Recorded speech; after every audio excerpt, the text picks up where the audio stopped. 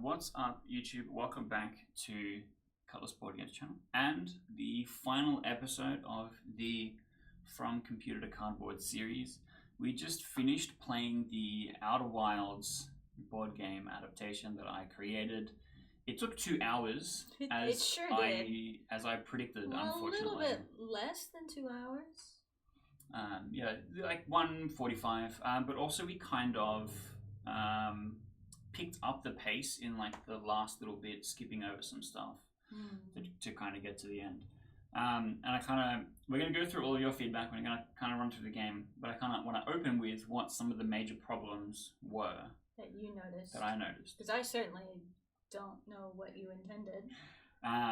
So one of the main problems was this project took about 7 weeks, and in that I kept getting closer and closer and closer to deadline, and also while I was working on it was realizing the game was just getting bigger and bigger and bigger the whole time.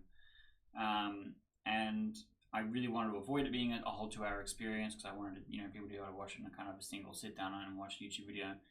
And so you kind of notice that you hit the final third and the game just goes done, like straight away. You have like one final puzzle which was really underdeveloped, and then you just have like, okay, here is the end, which kind of sucks a little bit, but it was like I have to just get it done kind of a problem. And so there is stuff that I wish I could have done a bit more with that final third, but it feels like the game playing of itself wants to be 3 hours, it wants to be 4 hours, and you can see where the game opened up to having a few more things, and I could have easily added so much more to it to keep it going and doing stuff. But I didn't want it to be a 3-hour playthrough. I didn't want it to be a 4-hour playthrough, because moving the quantum moon 40 times already was exhausting. And so, I don't know, I think in that way, like the ending definitely suffered a little bit. That final puzzle was something that I'm like, I want to be giving you hints the whole time to what the solution of the final, like the rearranging the planets, the whole time. And then it comes together at the end. This is what this was for. This is how I'm going to put it all together. And the plan was to have like 15 different clues for it towards the end. And then I realized, I'm like, okay, some of the things that I wanted rearranging the planets to solve, I'm not putting in anymore. The only thing left is moving Solanum to Timber Hearth. So it didn't actually matter about the order of the planets at all. And it's a little awkward in that way. And also you notice the reason why I stopped us moving the quantum moon was because you had the move Solanum to Timberhearth card, and that gate revealed, so you knew you had to do that. And seeing that there's like 3 cards in that pile, you're like, do I really need to elaborately rearrange the thing, right? And you're kind of just here engaging with it because you know that we're trying to play through the game that I made. And you really could have just gone like, beep, bam, done, and like ignored the entire puzzle anyway. Well, I wasn't sure what was underneath that, right? Yeah, required sure to be next to this or whatever. I wasn't sure if like underneath, because a lot of times you have gate underneath gate, and you don't know what that gate is, and so I wasn't sure if what was gonna happen was there was a gate that was Solanum needs to be on the quantum moon or on Timber Hearth, right? So I need to move the quantum moon to Timber Hearth, but then underneath it's like, oh, Ash Twin and Ember Twin need to be next to each other. Yeah. Oh, these two need to be next to each other, and I would have just not been able to beat the game. I would have basically just gotten it wrong. Yeah. That's kind of what I was maybe thinking would happen, but I had no idea what was under there. So I didn't know it was just going to be, get Solanum here, and then you win. Yeah. I had some other ideas on what the puzzle was supposed to be, which was like, you like pull out the printed card for one of the locations, and if that location's in the correct spot, it tells you what the final solution was or whatever, like the check answer things. Like everything would have something on the back, but it would be like, okay, look at the 6th planet from the sun, and you go, oh, okay, and it's like the correct one. So if you had them in the wrong order, it would be wrong. And I had a couple of ideas of stuff like that, but ultimately it kind of got cut for timing.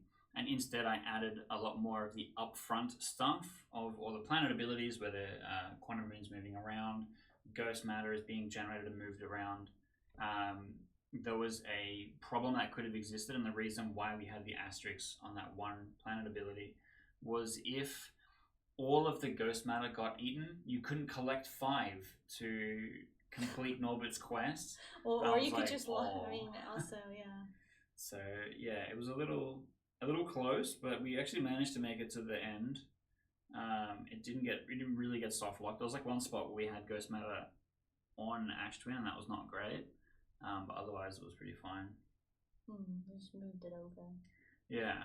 So let's talk first impressions.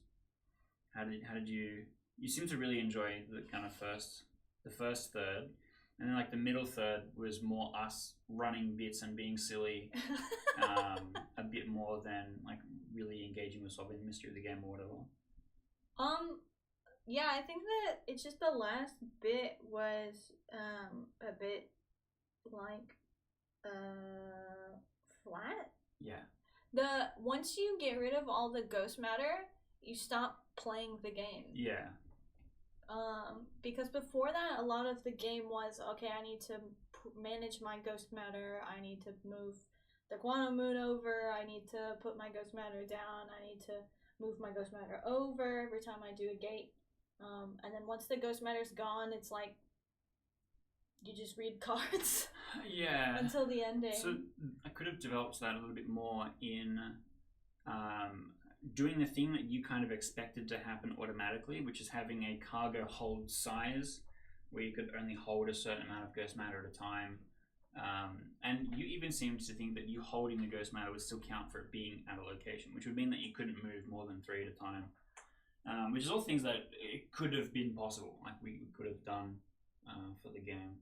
But like you can kind of see, like I did the first maybe 50% of the game and went, oh, this is gigantic. Some of the kind of the rest of the game suffered a little bit because of that.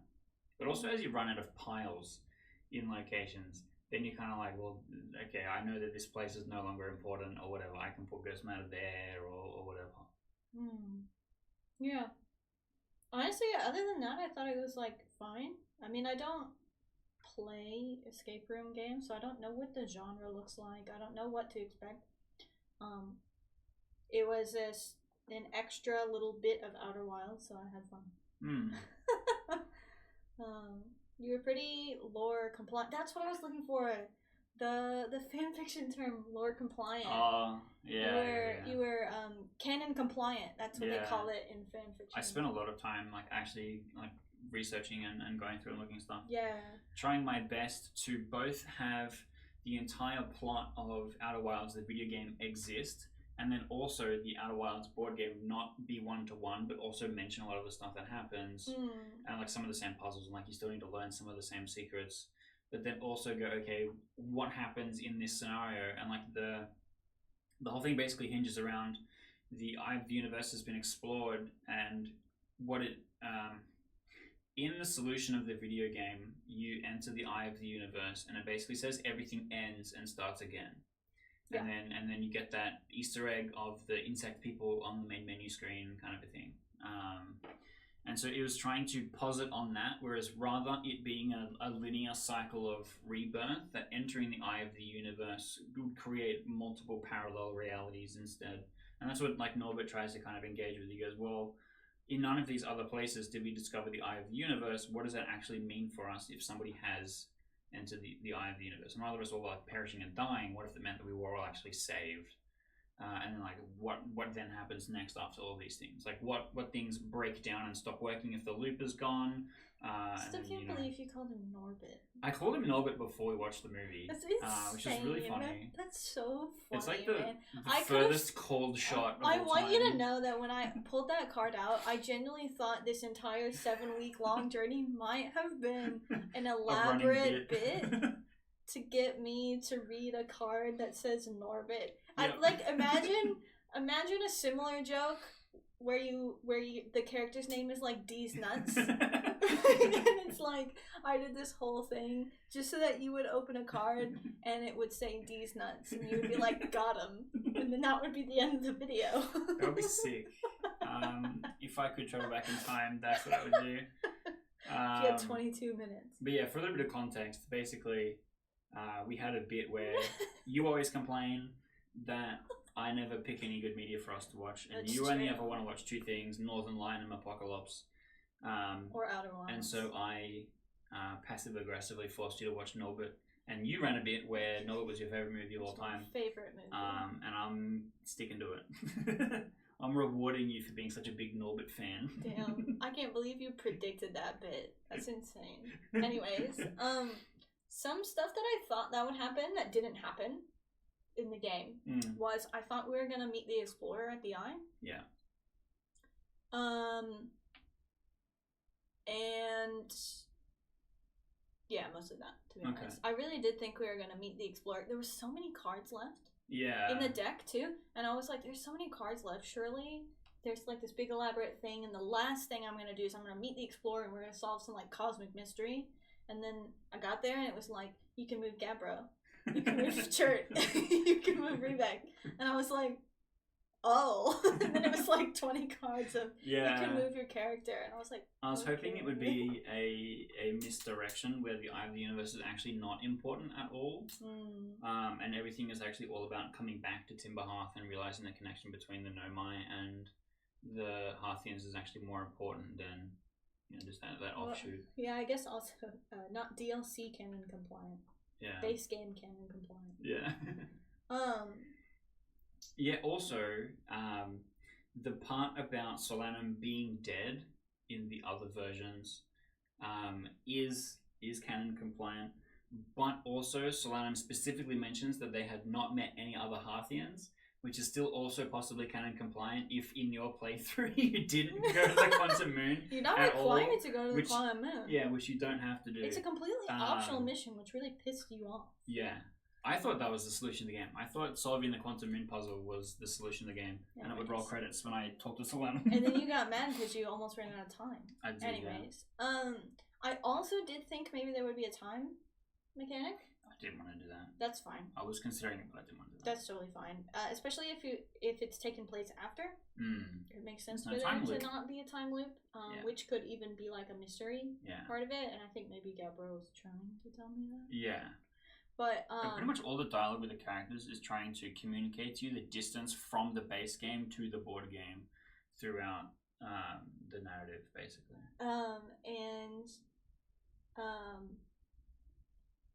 Yeah. But one other really specific thing was I hated the movement cards. They were so confusing to me. I did not like having them. Because they look identical to the Ghost Matter ones. Yeah, well, and they one, they should have had a border that was different from the other 3 types of cards. There should have been an ability border or something. Like you now have the ability to move this character, and it maybe should have been its own color. Even if it was just green, so it's like a key. Like you've just now been given the ability to do this. Sure. Is the same as how the keys function, basically. And I also think that they were weird. I don't know what I would have done to fix it, but I didn't like it. Okay. It didn't feel good. I also was somewhat aware because you told me that I kind of put the cards in an unintended order from what you expected. Yeah, which didn't matter that much in the end. It didn't matter at all. There was only one thing that happened for you which was out of order, where you got dialogue with Norbit who mentions the vessel missing before you went and found out that the vessel was missing. That was really the only thing that you played out of order, but they could have been done at the same time, and I think I should have written it. Also, it would be a completely different experience if you had not played OuterWilds. Oh yeah, absolutely.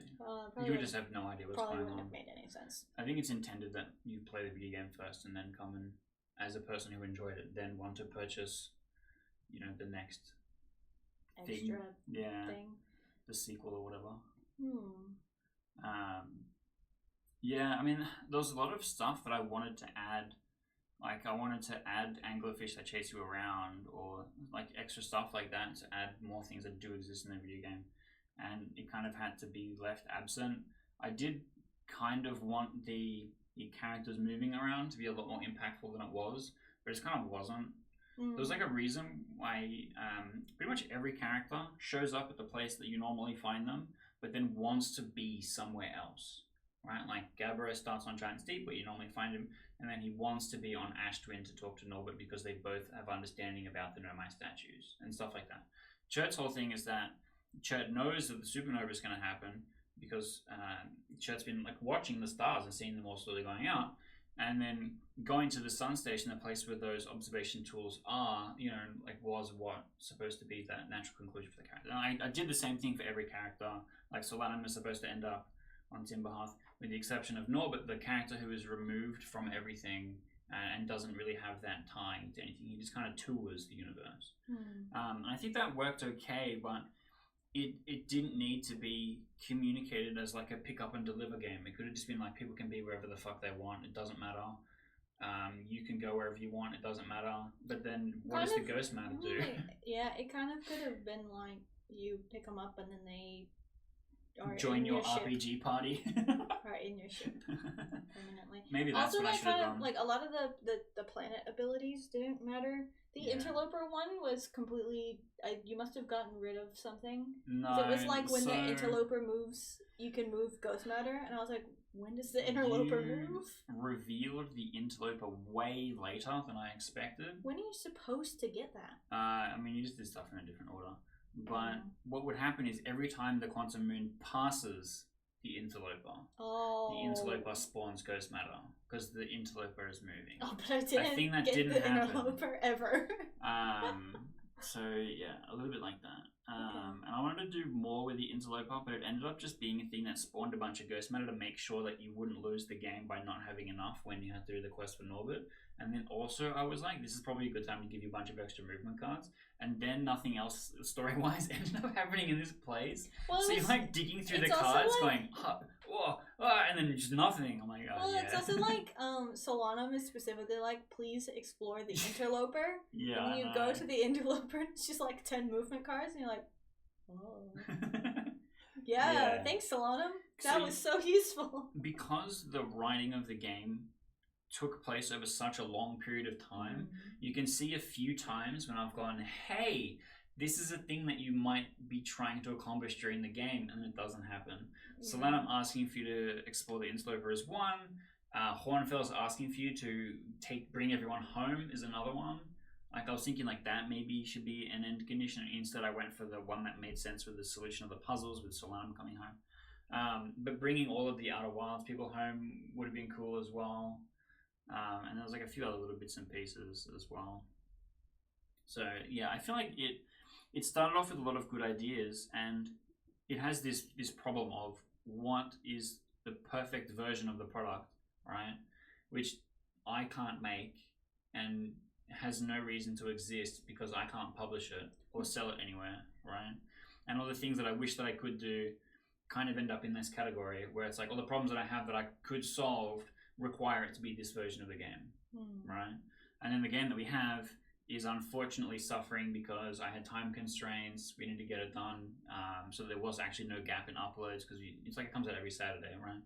And then next week's episode is literally me cutting up everything, and then a week after that is literally get ready. Things that happened today and yesterday. So it's like really hard to make sure that everything's kind of done in time, knowing that I'm limited in my time. Whereas if I'm making the perfect version of the game, I have unlimited time because the game comes out when it's done. Again, I think I can't do. So it does suffer a little bit due to the format of the challenge, unfortunately. But I feel like some of the stuff that I did works pretty well. I feel like I had a pretty good understanding of the narrative of the game to kind of communicate it through what happened in our playthrough. I feel like some of the mechanics do feel kind of Outer Wildsy, like seeing the Quantum Moon move around is pretty lore accurate. Maybe you blinked that many times and then the Quantum Moon just kind of around the place or whatever. Would have been really funny if you like sneezed and then closed your eyes for like too long, and I was like, whoa! If only it took that little time. If only.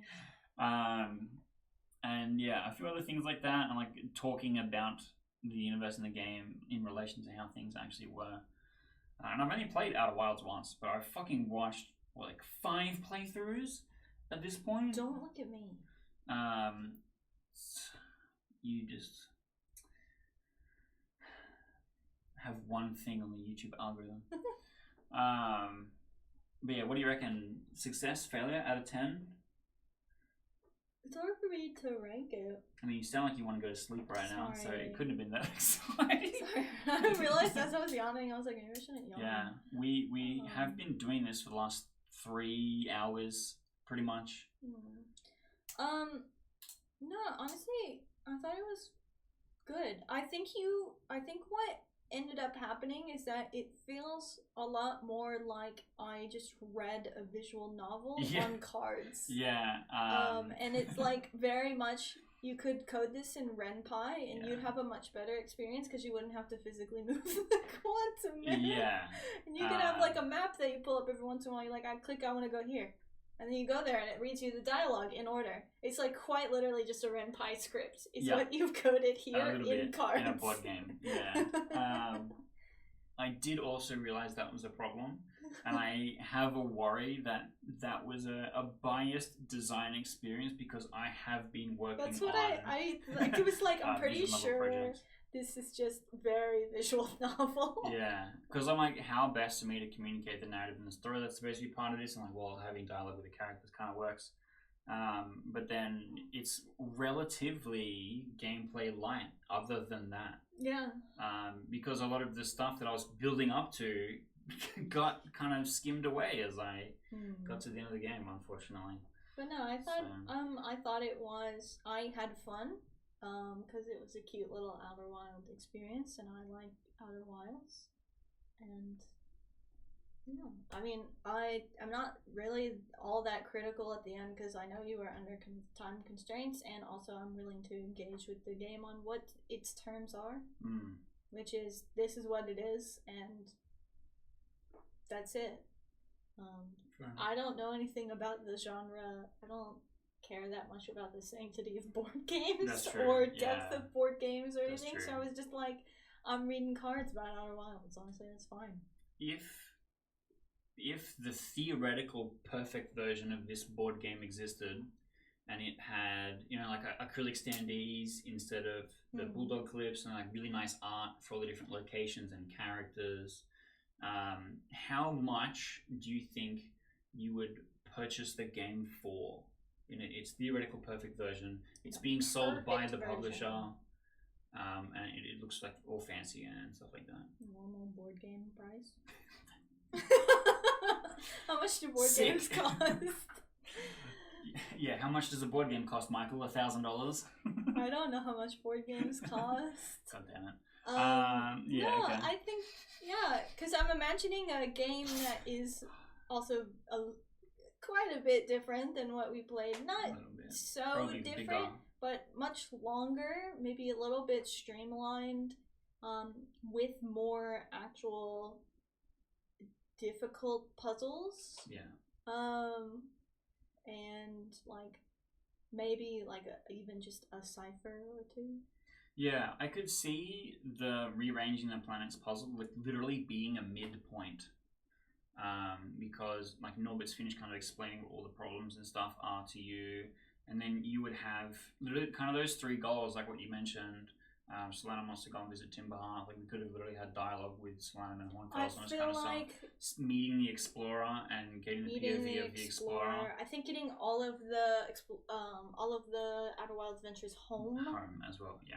Because you can see where like the game is asking these questions of you, the player, but not delivering on that in the gameplay because of, you know, unfortunately you're being cut short. And so I think like you could add all these things to it. I could add a 3rd hour and a 4th hour and have all this stuff in it and have more puzzles and stuff like that. Because I think the first third goes really hard, where you open up the box, like this is a new location. Am I going and looking at that new location, or am I going to actually listen and hear the entirety of what Hornfels has to say? That's a me problem for sure, man. He's like, hey, look, that's Brutal Hollow. And you're gone there already. This can be easily fixed in in a instruction manual by being like, we recommend you listen to the entire conversation before leaving the planet. Because what was supposed to happen is he reveals Brutal Hollow and Dark Bramble, and you choose between the two of them to like start your journey. And instead you're like, Brutal Hollow, great. I can't do anything more. Brutal Hollow. All right, Hornfels, what were you saying? He goes, Dark Bramble. Ah, excellent, Dark Bramble. And then you go there, and then you come back and you go, sorry, you want to finish your thing? And he goes, you should go and explore these places. And you're like, I've done that. Thanks, Horn. So yeah, some of it is a bit goofy, but obviously the game held up to that. Like, it didn't fall apart because you didn't, engage it as the intended way. But going and exploring all the different locations was interesting, and seeing which ones were being left for a long time, like, also was kind of telling you a little bit about the story and stuff like that. So I think the first third is really, really good. The second third, I started to struggle, and the third doesn't exist yet. The second third was very, I'm about to fill with fucking ghost matter. Yeah.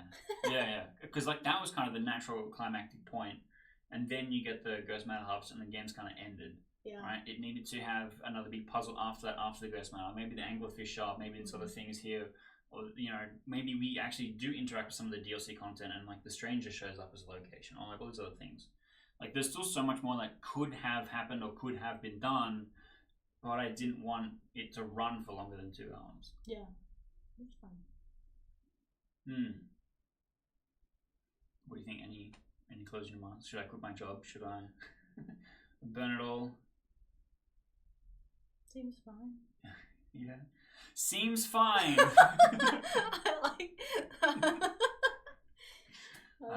like the boxes. Yeah. I put most of the time into the boxes. That's what I was gonna say. I saw the boxes. I was like, dang, this looks like a lot of work. Yeah. The boxes is kind of a pain. But I mean, if you go and look at the 2 episodes ago, you can see me building up the whole thing. It took me about 4 hours, 5 hours in total, I think.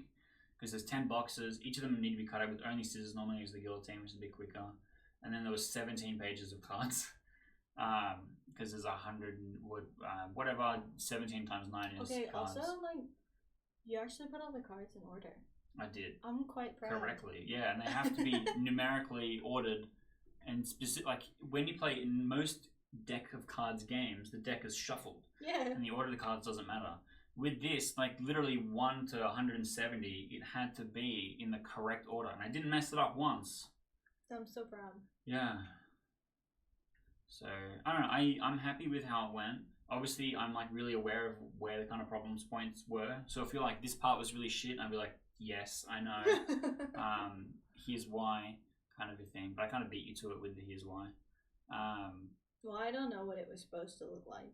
All I know is what I got. I did my best to not reveal anything in advance. Even going through all the YouTube videos and talking about it, I didn't really reveal any major plot points. I kind of talked about some of the puzzles a little bit, which like may have hinted some things. But then obviously they were way worse than what I had imagined at the time.